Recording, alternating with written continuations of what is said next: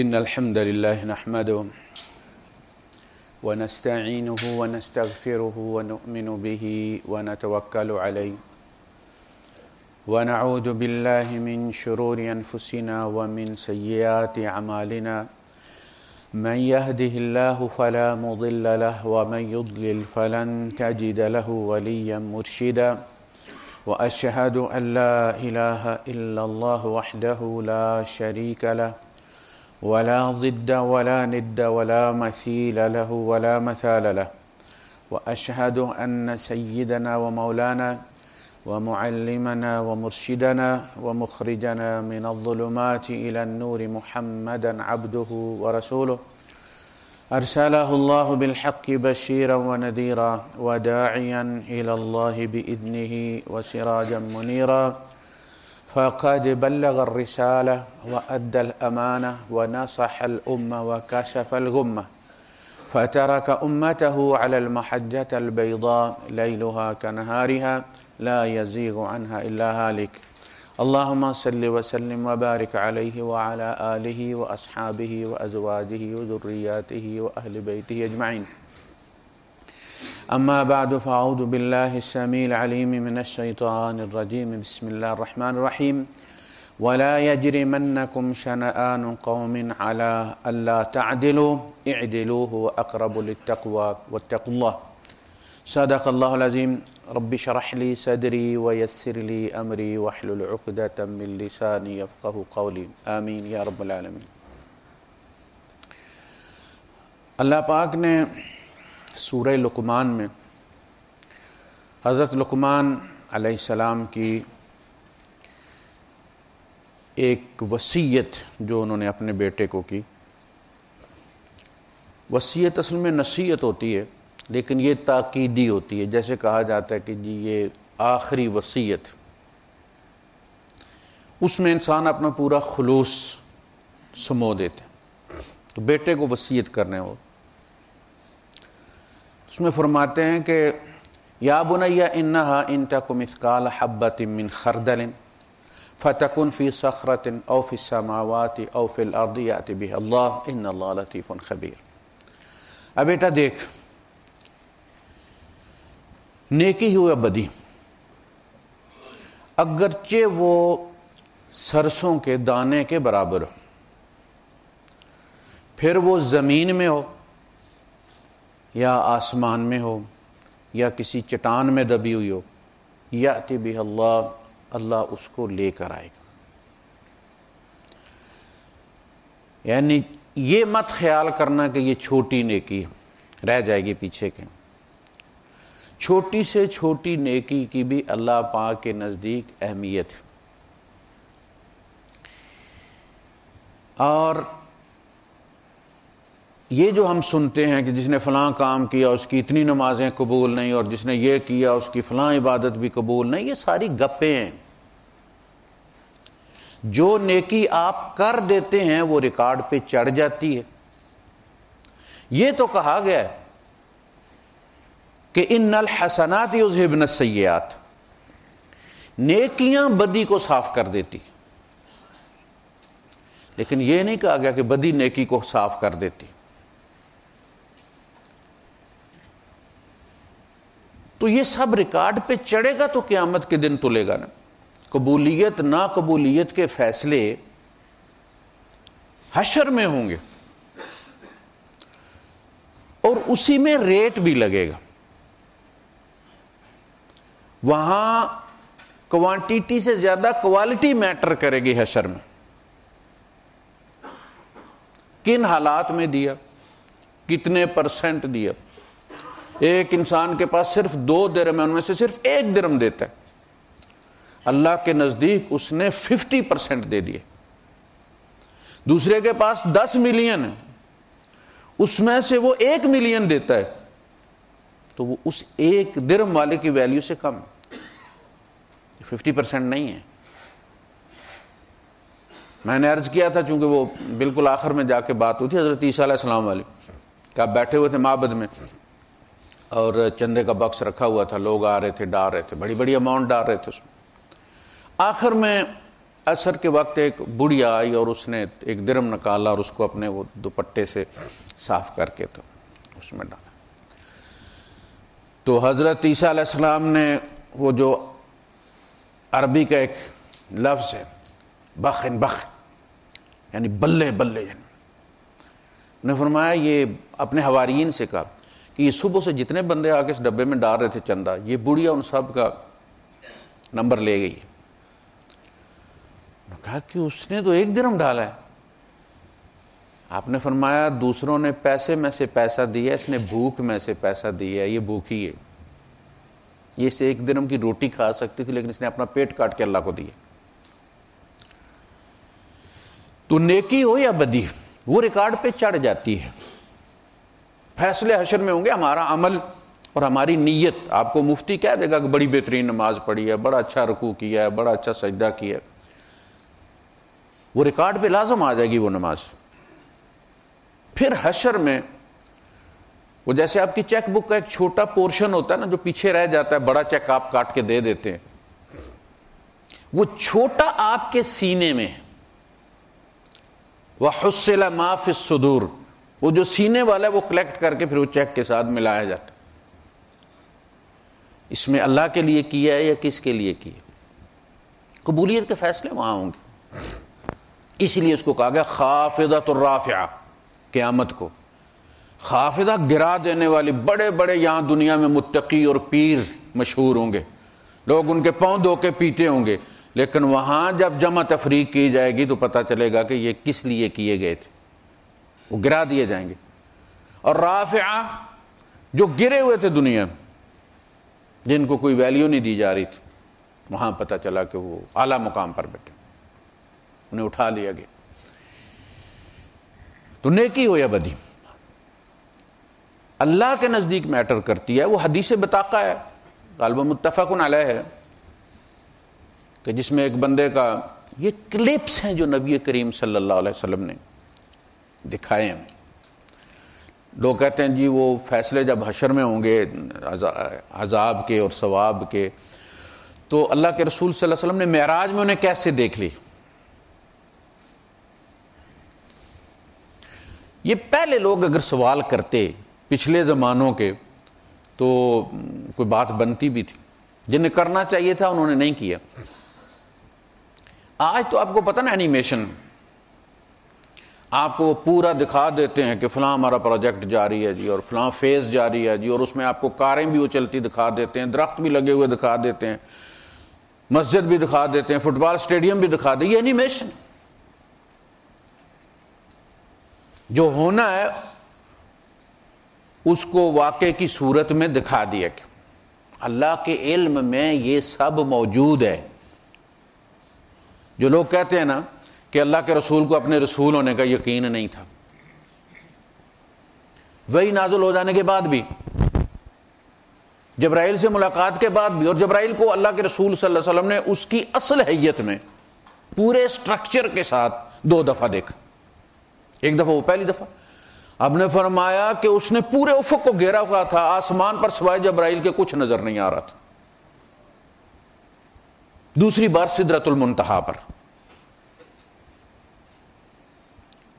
اس کے باوجود وہ کہتے ہیں کہ جی حضور کو یقین نہیں آ رہا تھا اور آپ سمجھتے تھے یہ میرا ذہنی خلل ہے، اور چونکہ میں مجنون کہلانا پسند نہیں کرتا، لوگ مجھے مجنون کہیں گے، تو اس آزردگی میں آپ پہاڑ پر جاتے اور خودکشی کی کوشش کرتے، اور جبرائیل سامنے آ کے کہتے کہ میں گواہی دیتا ہوں کہ آپ اللہ کے رسول.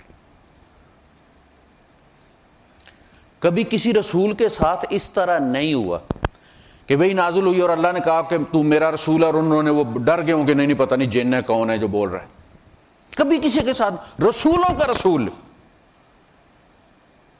نبیوں کا امام محمد رسول اللہ صلی اللہ علیہ وسلم کو یہ ہو سکتا ہے؟ کبھی نہیں ہو سکتا. ورقہ ابن نوفل کے پاس لے کر گئی اور ورقہ نے آپ کو تسلی دی کہ یہ واقعی جبرائیل ہے. جو جبرائیل سے ملے وہ شک میں. ورقہ کو رسول اللہ صلی اللہ علیہ وسلم بڑا نبی تھا وہ جس نے تسلی دی، جبرائیل سے ملا ہوا تھا. کہانیاں ہم سنتے چلے آ رہے ہیں، پڑھتے چلے آ رہے ہیں، کبھی غور ہی نہیں کیا. یہ ساری رسول اللہ صلی اللہ علیہ وسلم کی توہین ہے. ورقہ نے کہا حضور کو یقین آ گیا، اور جبرائیل کہہ رہا تو حضور کو یقین نہیں ہے، وہی نازل بھی ہو گئی۔ وہی کے نزول کے بعد وہی پر شک کرنا ارتداد ہے،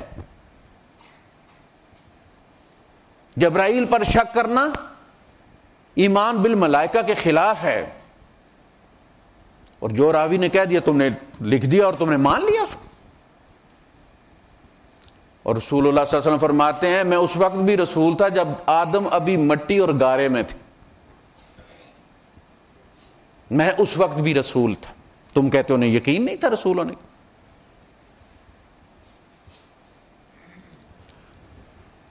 خیر بات لمبی چلی گئی ہے، تو یہ نیکی اور بدی جو ہے چھوٹی ہے یا بڑی، وہ حدیث بطاقہ میں عرض کر رہا تھا کہ اس بندے کے 99 پرنٹ نکلیں گے۔ اب تو آپ کو سمجھ لگتی ہے، اس وقت کہا گیا کہ اس کے وہ مخطوطے نکلیں گے اس کے، لیکن اب تو آپ کو پتا پرنٹ نکلتا ہے وہ کرکے آپ حد نظر تک مشرق سے مغرب تک لمبے، جس میں اس کی بدیاں لکھی ہوئی ہوں گی، وہ پرنٹ کا وہ سارا دیکھ کر حساب کتاب مشرق سے مغرب تک، اور 99 پرنٹ ہیں اس کی، تو وہ خود ہی جہنم کی طرف چل پڑے گا کہ ٹائم کیا ویسٹ کرنا، جتنے 4 دن پہلے چلے جائیں گے سزا 4 دن پہلے ختم ہو جائے گی۔ اللہ پاک سے فرمائے گا کہ کیا بات، ابھی تیرا حساب کتاب ختم نہیں ہوا،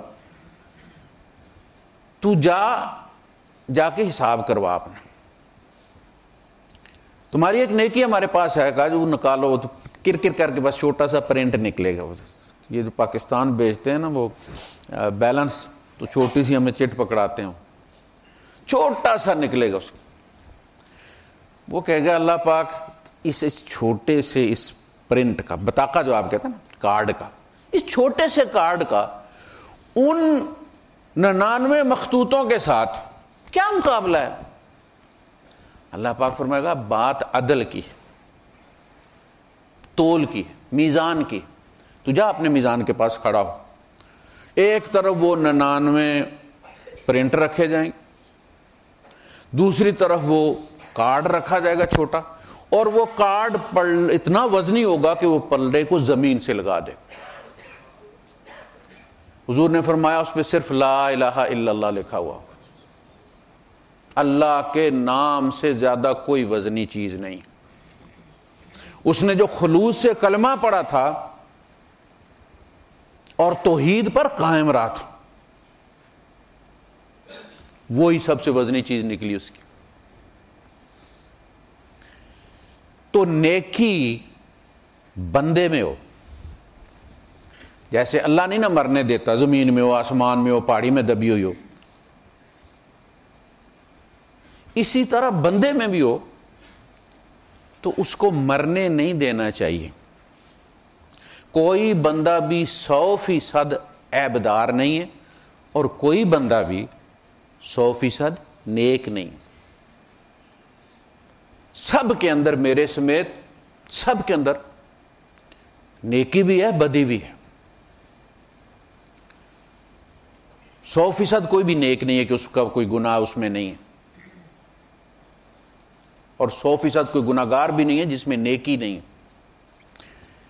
عدل کا تقاضا یہ ہے کہ اگر آپ اس کی، یا تو آپ اس کا ذکر ہی نہ چھے، اگر آپ اس کی نیکی کا ذکر نہیں کرنا چاہتے تو پھر آپ اس کی بدی کا ذکر بھی مت کریں، وہ غیبت بن جائے گی، وہ آپ کا مسئلہ نہیں ہے۔ الا من ظلم، جس پر ظلم کیا گیا ہے وہ کہہ سکتا میرے ساتھ یہ زیادتی ہوئی ہے، میرے پیسے کھا گیا، فلاں ہو گیا، ڈھینگ ہو گیا، لیکن ہمارا مسئلہ یہ ہے کہ ہمارا اس کے ساتھ کوئی لین دین ہو یا نہ ہو، ہم اس کی برائیوں کا ذکر کرتے ہیں۔ اچھا، اس کا مسئلہ پھر یہ بنتا ہے کہ ہم گواہ لکھ لیے جاتے ہیں کہ فلاں بندے نے اس کو گناہگار کہا تھا، قیامت کے دن بلایا جائے گا، جی آپ کے پاس کیا ثبوت، اور ہم منہ دیکھیں گے ہمارے پاس کیا ثبوت ہے، فلاں اخبار میں پڑھا تھا یا وہاں فلاں کیے، تو یہ پڑھے والی تو گواہی نہیں ہوتی۔ یا تو آپ اس کی بدی کا ذکر بھی نہ کریں، اور اگر بدی کا ذکر کرتے تو اس میں اگر کوئی نیکی ہے تو پھر اس کا بھی ذکر کریں، اعدلوا، عدل کرو۔ اللہ پاک اہل کتاب کے بارے میں فرماتے ہیں یہ شرک بھی کرتے ہیں، یہ فلاں بھی کرتے ہیں، یہ فلاں بھی کرتے ہیں، ان پر اللہ کی لعنت ہو گئی، ان پر ذلت و رسوائی جو ہے وہ تھوپ دی گئی. لیکن اس کے بعد فوراً اگلی آیت میں فرماتے لیسوا سواء، یہ سارے ایک جیسے نہیں ہیں. من امۃ قائمۃ، ان میں ایسے لوگ بھی ہیں جو ساری ساری رات کھڑے رہتے ہیں، اللہ کی آیات تلاوت کرتے ہیں، رکوع و سجود میں گزارتے ہیں، نیکی میں بڑھ بڑھ کے نیکی کرتے ہیں. وما يفعلوا من خیر فلن یکفروہ، انہوں نے جو بھی نیکی کی ہے اس کی ناشکری نہیں کی جائے گی، اس کا کفران نہیں کیا جائے گا. اللہ شکور ہے، قدردان ہے. فرمایا گناہگار جو بھی نیکی کرے گا وہ ضائع نہیں کی جائے گی، اسے مرنے نہیں دیا جائے گا، لازم اس کا عوض عطا ہو. اسی طرح ان کا ایک جگہ ذکر کیا کہ یہ کرتے ہیں یہ کرتے ہیں، اس کے بعد فوراً کہا کہ یہ برابر نہیں ہے. ان میں وہ بھی ہیں کہ جن کے پاس تم ڈھیروں سونا اگر امانت رکھوا دو یہ واپس کر دیں گے، اتنے دیانت دار.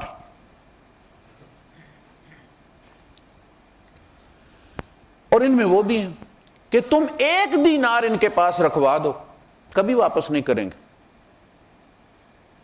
الا ما دمت علیہ قائم، یاد یہ کہ تو ان کے دروازے کے سامنے ڈیرا جما کے بیٹھ جائے تو دے دیں، کبھی دن نہیں دیں. ایک جیسے نہیں، یہ نہیں جہاں ان کی خامی کا ذکر کیا وہاں خوبی کا لازم ذکر کیا. یہ چیز اب آپ اپنی اولاد میں دیکھیں. اللہ کے رسول صلی اللہ علیہ وسلم کے پاس ایک شخص آیا اور اس نے اپنی بیٹی کے گناہ کا ذکر کیا. میری بیٹی نے اس طرح کی، سمجھا ہوگا اس نے کہ اللہ کے رسول صلی اللہ علیہ وسلم تعریف کریں گے کہ بڑا ہی نیک بندہ ہے بھائی، اپنی اولاد کا بھی خیال نہیں کیا اس نے. آپ نے فرمایا تو بدترین باپ ہے، تو باپ ہے، بچی کا حق تھا تیرے اوپر کہ تو پردہ ڈالتا اس کے گناہ پر. یہ ہے ماں باپ کو اپنے بچوں کے عیب دوسروں کے ساتھ ڈسکس نہیں کرنے چاہیے. گھر کی اور بات،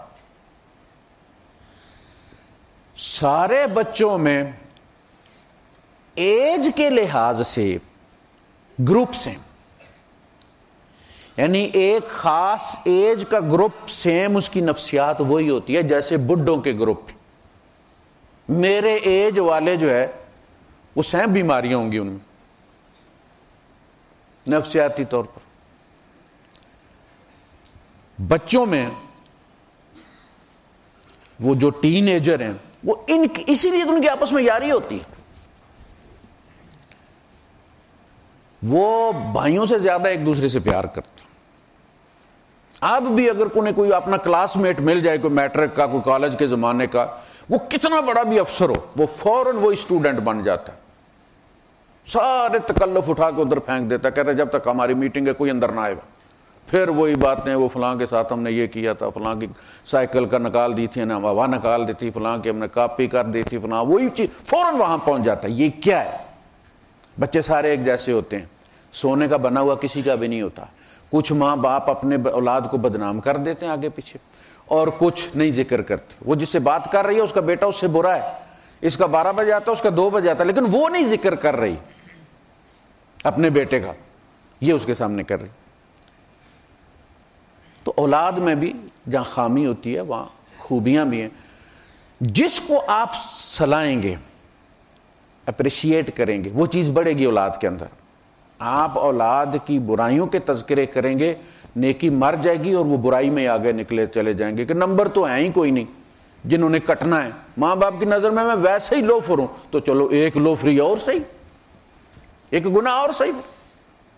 لیکن جب وہ دیکھتے ہیں کہ ہمارے والدین ہمیں جانتے ہوئے مہمانوں کے سامنے ہماری تعریف کرتے ہیں، ہمارا بچہ ایسا ہے، ماشاءاللہ ایسا ہے، اللہ کا شکر ہے ایسا ہے، الحمدللہ ایسا ہے، تو وہ پھر اس کی عزت رکھتے ہیں کہ کیا ماں باپ ہے تو ایسا نہ ہو کہ کوئی ہمیں برائی کرتے دیکھ لے اور پھر پتہ چلے کہ جن کے ماں باپ جھوٹ بولتے تھے، وہ آپ کی عزت رکھے گا، وہ عزت اس کے ہاتھ میں پکڑائیں۔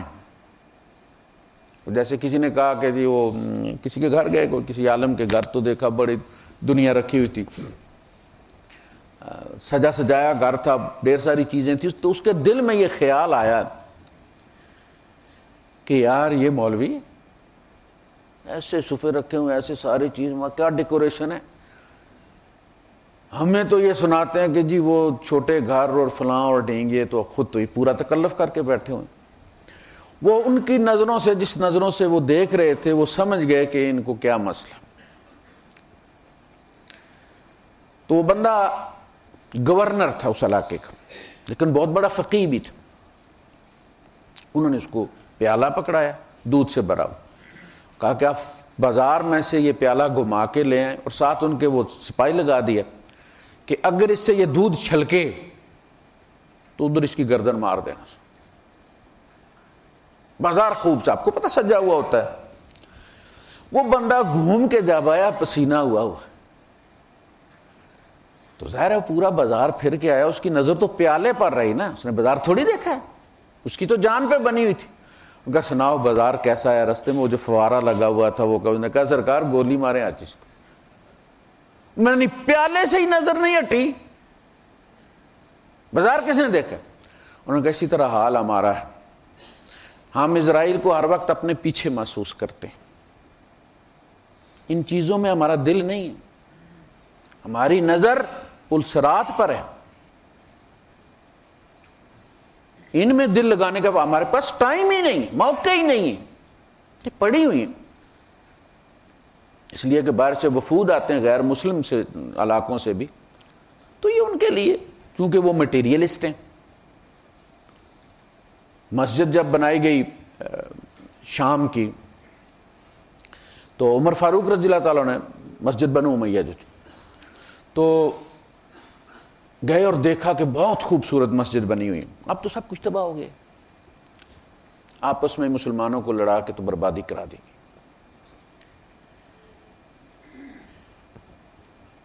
عمر فاروق رضی اللہ عنہ معاملات میں بڑے سخت، تو آپ نے وہ ساری ڈیکوریشن اور وہ سارا دیکھا تو آپ کو لگا کہ یہ اسراف ہے، تو آپ کے چہرے کے تاثرات اور چہرے کی کراہت سے جو گورنر تھے وہ سمجھ گئے، ان کا امیر المومنین ہم بالکل بارڈر پر ہیں، یہاں غیر مسلم لوگ بھی آتے جاتے رہتے، تو یہ ہماری عظمت کا نشان ہے، یعنی اس سے وہ متاثر ہوتے ہیں۔ حرم کتنا خوبصورت بنا ہوا، اب دیکھیں نا ہم مسلمان ہیں، جب جاتے ہیں ہم تو آنکھیں پھٹ جاتی ہیں دیکھ سارا کچھ، یہ ہمارے لیے نہیں، یہ ان کے دکھانے کے لیے کہ ہم اللہ کے گھر کا کس قدر خیال رکھتے ہیں، تاکہ انہیں پتہ چلے اس چیز کو، تو اپنے اولاد میں بھی اس کی خوبیوں کو سرائیں، اس سے کہیں کہ بیٹا یہ چیزیں ہیں تمہارے اندر، یہ بھی خوبصورت نہیں لگتی، یعنی تم اتنے اچھے ہو۔ دیکھیں کپڑا جتنا بھی سفید ہوتا ہے نا، اس میں چھوٹا سا بھی داغ ہو تو سامنے نظر آ جاتا۔ بندہ جتنا صاف ہوتا چلا جاتا ہے، اسی لیے جب بندہ توبہ کرتا ہے اور اپنی صفائی کرتا ہے، تزکیہ کرتا ہے، تو اگلا صاف کرتا ہے تو اسے نیا عیب نظر آنا شروع، یعنی عیب کے پیچھے عیب چھپا ہوا ہوتا ہے، بڑے عیب کے پیچھے چھوٹا چھپا ہوا، اس کے پیچھے اس سے چھوٹا چھپا ہوا، وہ جب ایک کو ڈیلیٹ کرتا ہے، صاف کرتا ہے، ہٹاتا ہے، تو پیچھے اس کو دوسرا نظر آتا ہے، پھر ساری زندگی اسی طرح گزر جاتی ہے ان پہ نظر رکھتے ہو۔ آپ کو اپنے دامن پہ ایک داغ نظر آیا، آپ نے کہا کہ چھوٹا سا ہے، پورا کرتا دھونے کی کیا ضرورت ہے، یہ داغ میں دھو دیتا ہوں، آپ اس کو صاف کر کے ہٹیں گے تو آپ کو دو اور نظر آ جائیں گے، پہلے اس بڑے کی موجودگی نے ادھر سے ہٹایا ہوا تھا، توجہ ہٹائی ہوئی تھی۔ جو تزکیہ کرتے ہیں وہ مطمئن نہیں ہوتے، انہیں اپنے گناہوں کے پیچھے سے مزید گناہ نظر آتے رہتے ہیں، وہ پریشان رہتے ہیں۔ وَبِالْأَسْحَارِ هُمْ يَسْتَغْفِرُونَ، ساری رات قَلِيلًا مِنَ اللَّيْلِ مَا يَهْجَعُونَ، راتوں کو بہت کم کروٹ رکھتے ہیں، وبالاسحار ہم یستغفرون، صبح ہوتی ہے تو وہ استغفار کرتے ہیں، یعنی کوئی ڈاکہ تو نہیں مارا نا، ساری رات قیام سجود میں گزری۔ صبح استغفار کیوں؟ اس لیے کہ کچھ اور اپنی خامیاں کھل کے سامنے آ گئی، یہ بھی ہے تھے، حق ادا نہیں ہوا اللہ پاک، یہ بڑی بات ہے کہ وہ سیٹسفائی نہیں ہوتے کہ حق ادا ہو گیا۔ ہم تو نہ صرف حق ادا کرتے ہیں بلکہ اللہ پر احسان بھی چڑھا دیتے ہیں 4 رکعتیں پڑھ کر، پھر ہم یہ کہتے ہیں کہ ہماری کوئی بات اللہ کو رد نہیں کرنی چاہیے، وہ ایسا نہیں کرتے، تو سمجھتے ہیں حق ادا نہیں ہوا۔ اعدلوا، عدل سے کام لو۔ کسی قوم سے تمہاری عداوت، لا یجرمنکم شنآن قوم، کسی قوم سے تمہاری عداوت تمہیں اس پر آمادہ نہ کرے کہ تم عدل نہ کرو۔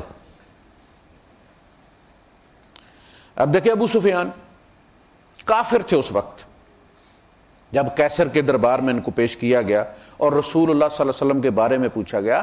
جنگ ہو چکی تھی، جنگ بدر ہو چکی تھی، اس کے گھرانے کے بڑے بڑے لوگ مارے گئے تھے، سسر مارا گیا تھا، سالے مارے گئے تھے۔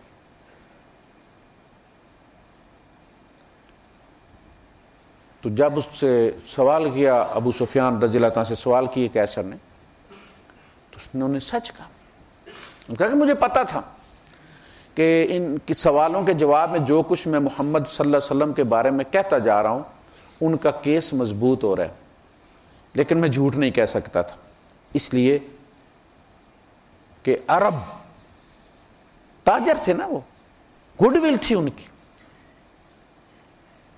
میں مشہور ہو جاؤں گا کہ ابو سفیان جھوٹ بولتا ہے۔ دیکھیں کوئی زمانہ تھا کہ سچ کی کیا اہمیت تھی کہ کافر بھی اس کو بولتے ہوئے ڈرتا تھا کہ میں بدنام ہو جاؤں گا۔ اب بڑے بڑے مفتی دوسرے فرقے کے مولوی کے بارے میں، دوسرے فرقے کے بارے میں جھوٹ بھی بولتے ہیں کہ وہ فرقہ یوں بھی کرتا ہے، اس فرقے میں یوں لکھا، اس کی کتابوں میں یوں لکھا ہوا، حالانکہ وہ لکھا نہیں ہوتا۔ انہیں یہ تسلی ہوتی تھی کہ کون سا انہوں نے جا کے اس فرقے کی کتابیں پڑھنی ہیں، لیکن مولانا گوگل نے سارے مذہبوں کو ننگا کر دیا، اب وہاں سب کچھ مل جاتا ہے۔ ایک ہی موضوع پر آپ میلاد پر نکال لیں تقریر، آپ معراج پر نکال، ہر فرقے کے مولوی کی اس موضوع پہ آپ پہ یوٹیوب پہ کلپ وہیں مل جائے گا، وہی نتارا ہو جائے گا۔ اب مولوی صاحب اپنے مقتدیوں کو ٹانگے کا گھوڑا نہیں بنا سکتے۔ وآخر دعوانا الحمدللہ۔